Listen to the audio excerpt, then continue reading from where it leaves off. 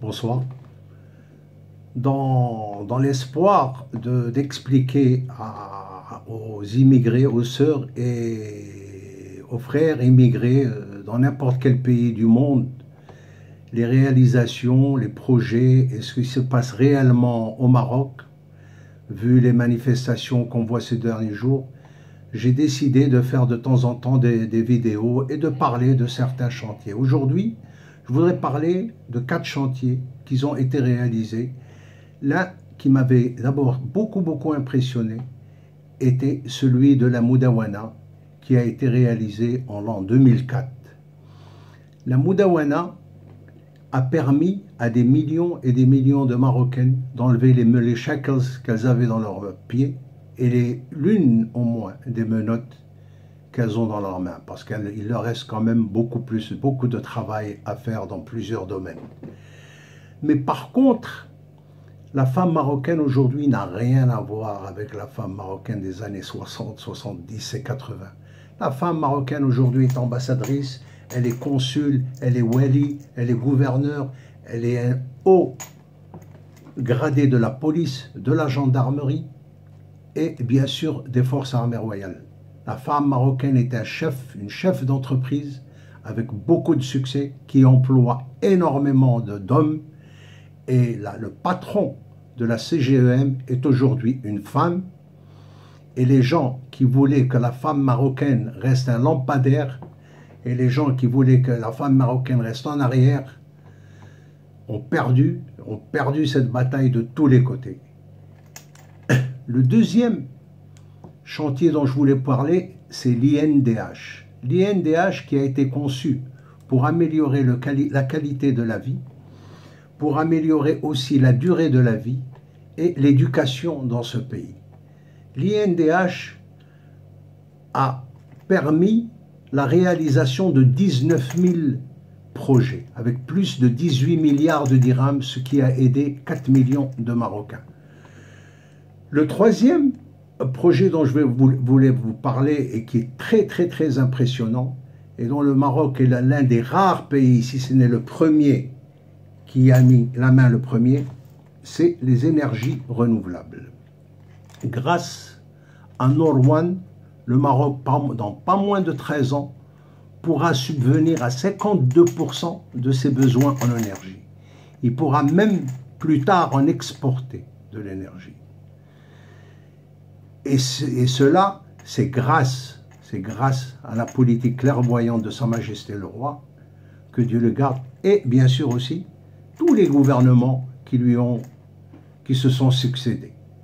De Yousfi à M. Abdelillah Ben Kiran, tous ont un crédit, tous ont du mérite dans ces réalisations.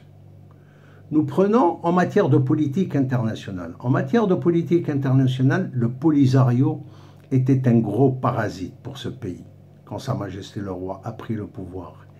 Dès qu'il a pris le pouvoir, les choses ont commencé à dégringoler pour cette bande de voyous. Pas moins de 50 pays leur ont retiré la reconnaissance. Aujourd'hui, 160 pays ne reconnaissent pas le Polisario. Si vous entendez le nom de quelques pays qui reconnaissent le Polisario, vous allez rigoler. On a par exemple le Saint-Christophe-Nièvre, on a le Saint-Vincent et les Grenadines ou les Pommiers ou un truc comme ça. On a le Tuvalu, on a le Kiribati, et c'est vrai, ce n'est pas des noms que je fais, vous pouvez les chercher. On a aussi le Nauru, et on a bien sûr l'Algérie et l'Afrique du Sud. Mais bientôt, le Polisario sera content si des écoles maternelles dans le Zimbabwe parlaient de lui. Alors, ce qui se passe aujourd'hui, Al-Hoceima, est quand même triste. Il est triste dans la mesure où je ne pense pas que le gouvernement ou que Sa Majesté le Roi, que Dieu le garde, ne sont pas occupés de Al-Hoceima.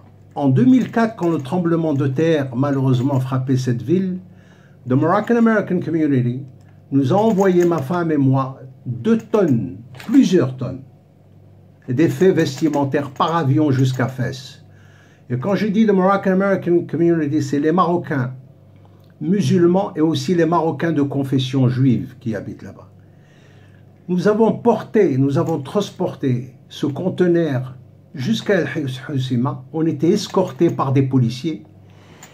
Et quand on est arrivé au hangar, c'est des militaires, c'est des policiers, c'est des forces auxiliaires qui nous ont accueillis à 2 h du matin. Il y en avait des dizaines et des dizaines et des dizaines. Le hangar, il était plein. Il était plein de vivres, plein d'effets vestimentaires. Il était plein de beaucoup de nécessités, incluant les médicaments. Et je peux vous garantir que pour préserver la dignité des habitants du Rif et la dignité des habitants d'El Hoceima, aucun lot usé n'était permis. Tout devait être neuf. Tout devait être neuf. Bon, ce jour-là, je n'ai pas vu Zefzafi. Je n'ai pas entendu parler de lui. Je n'ai pas vu sa famille. Je n'ai pas vu sa famille. Je n'ai sa tante, sa cousine. Je n'ai rien vu. Ses complices. Je n'ai pas vu les membres de Hirak. Et surtout, je n'ai pas entendu parler ou vu Hamid Chabat, Nabil Amounib, Monsieur Omar Balafrej, Maître Mohamed Ziyan. Je ne les ai pas vus. Je ne sais pas s'ils sont venus avant ou après, ou ils se sont contentés de regarder leur télévision à partir de leur fertouche qui coûte entre 1 million, je m'imagine, jusqu'à 60 millions de dirhams. Mais ce que je ne comprends pas, c'est que chaque fois qu'il y a de la zizanie, je les vois. C'est eux les premiers qui défendent. Mais j'aimerais bien voir ces gens-là quand le pays a vraiment besoin d'eux. C'est là où ils nous impressionneront. C'est là où ils nous impressionneront.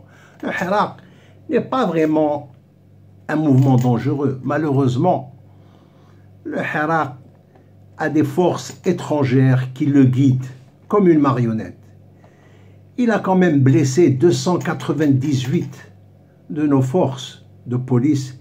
Il a détruit pour 14 millions de dirhams de voitures, d'accessoires et de matériel pour se défendre. Si on pose autant de policiers à El Hoceima, comment on va faire pour prévenir le terrorisme, pour prévenir les crimes et les délits dans les autres villes? On se met à risque pour pouvoir supporter une bande de voyous qui veulent semer la zizanie dans ce pays. Et quand j'étais là-bas, dans les hangars, il y avait le drapeau marocain.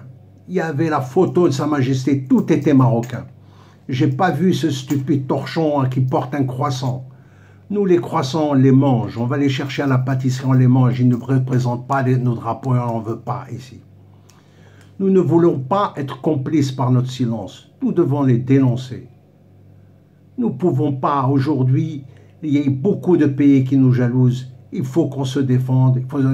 Vous prenez par l'exemple de l'Angleterre et de l'Allemagne, qui ont posé quand même des warnings pour leur population pour qu'ils ne viennent pas au Maroc parce que c'est devenu unsafe. C'est ça le remerciement des gens de l'Hoceima. Moi je dis, défendons-nous et dénonçons-le. Vive le Maroc, vive le roi du Maroc et bien sûr, vive les Marocaines et vive les Marocains. Ciao.